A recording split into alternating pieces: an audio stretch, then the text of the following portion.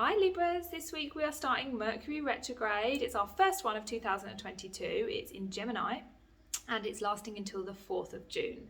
So typically we have a little bit of a bad expectation of Mercury retrograde because we talk a lot about how it's going to, be a lot of miscommunication between people, not really understanding, not really seeing clearly eye to eye, that we are perhaps going to have like mistakes or technological problems or problems with travel. And these are all valid things because essentially what they're telling us is to slow down a little bit, to take a little bit of extra time when we check through things to really make sure that we're looking at the details and we're checking all the boxes. We're staying very, very present and very, very self-aware.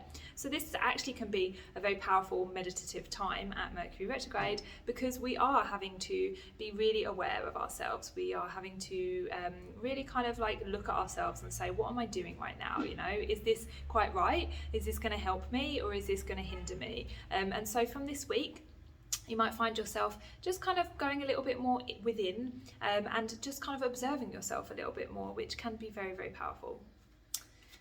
So your cards for this Mercury retrograde are the Ace of Swords, very Mercury retrograde, and the Page of Pentacles. So there are some new ideas coming to you to do with a project or your financial situation or your job, where it's like almost like you need to see something from a different perspective. It's like saying maybe have a bit of a beginner mindset, forget everything that's gone on with this or forget what you think you know or you think you should know about this and try and see it from fresh eyes.